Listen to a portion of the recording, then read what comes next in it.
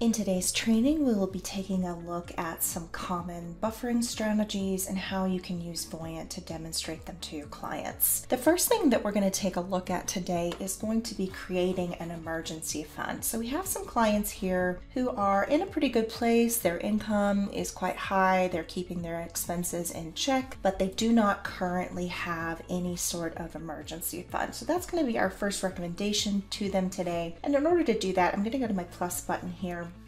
Go to Savings and Investments, and we're going to select the savings account. I'm going to title this Emergency Fund, and we're going to enter a zero balance since that is what they currently have, and then we are going to start putting money into this fund. So starting this year, we're going to have them contribute $20,000 annually into this fund, and we're going to go to our timing and we're going to have them do that until Brian is age 50.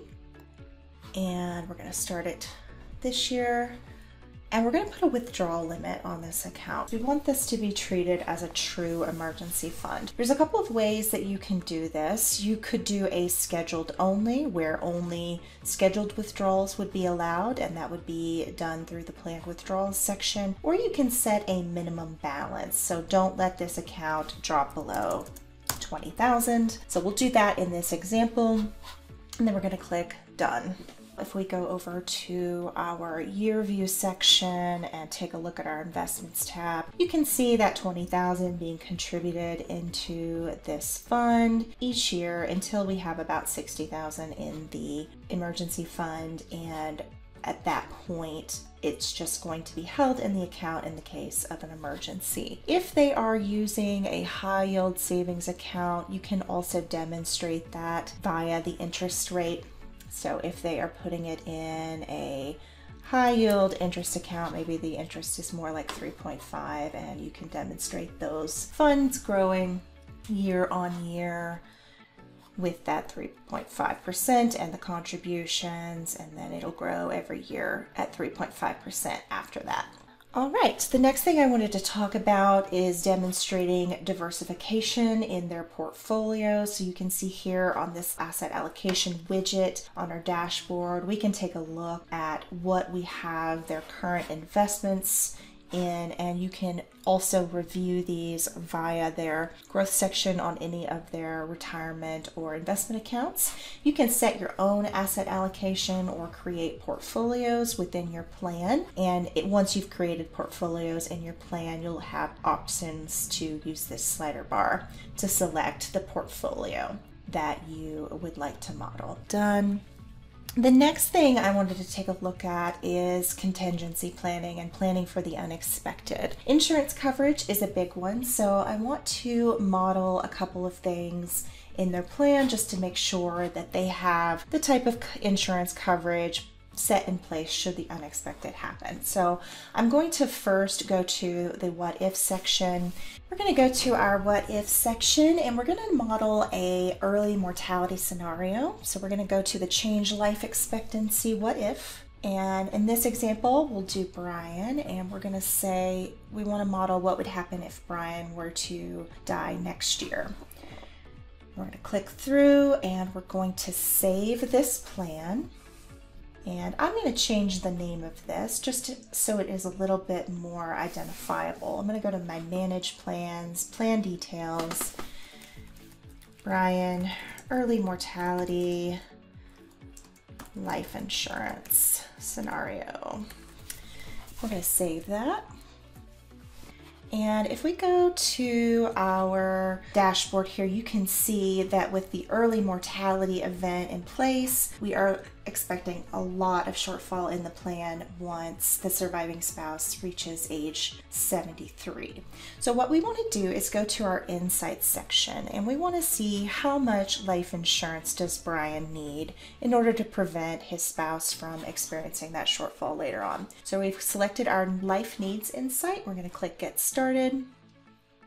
And we have a number here of $778,516 for Brian. We're going to go to our plus button in the bottom right and enter in a term policy. Term policy.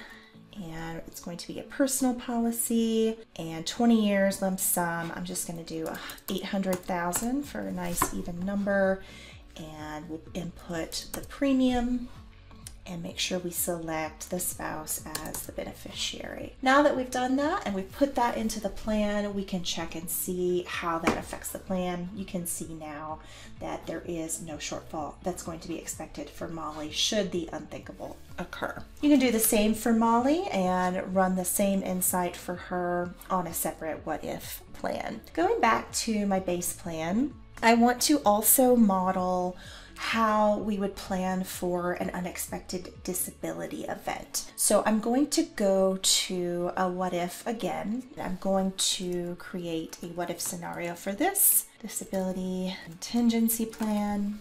We're going to create this plan, and I would like to next go to my insights, and we're going to see what a disability event would cause as far as the loss of income in the plan. And you can do either Brian or Molly. Let's do Molly this time. Let's say Molly is disabled, age 55 for 3 years and is unable to work. And we click Get Started. This is our disability insurance insight.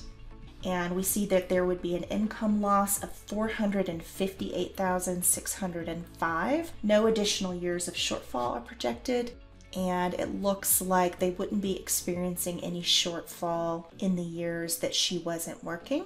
However, if they would like to maintain their current level of lifestyle, should this occur, you can put in a disability policy for that amount. So go to your insurance, disability, put in a premium amount and an annual coverage amount and a duration. Make sure your policy is in the correct name and click Done. So now we have a disability contingency plan, and then going back to our base plan, I also want to see how their plan would react to a major market loss scenario. In order to do that, I first want to go to my plan settings. And I want to make sure that I have settings in place for major loss. So you can set these here, and you can say I want to model a major loss at age 60 and I want it to be for 3 years. You can set your growth rates here. So let's say a big drop in the first year, a slightly less big drop in the second year, and then some rebounding in the third year. Right, we're going to click Done, and now I want to create a new what if scenario where we stress test this plan. In order to do that, once this has been created, I'm going to go to my timeline and I'm going to drop in a major loss event. So we're going to go to our plus button, event, major loss, and I want that to occur at age 60 like we had set in the major loss settings, and we're going to click Done, and this is going to refactor. You can see that they're with that major loss happening at age 60, they're not meeting their retirement goal 100% now. So we can take a look at their dashboard again, and you can see that they do start to run out of money when Molly reaches age 84. If we wanted to create a contingency plan to avoid this scenario, should they ever experience major loss, we could go again to our insights, go to our annual savings, click Get Started, and we'll get a figure here that gives us an idea of how much additional savings they would need to have in place in order to avoid any shortfall should they experience this major loss. We've got an amount of $9,982. If I hover over these pre-retirement years, I can see that they do have plenty of surplus income for that. So I'm going to go back to my dashboard. Going to go to our investments. We'll put this in their brokerage account, and we'll just do $10,000 annually into their brokerage account and click Done. And now that we've done that, we have a contingency plan against this major loss scenario. All right, I hope that this has been helpful. If you have any questions, you can click the name of your client in the top right, request support, enter your name or question into the text box and share client access. Thanks for listening.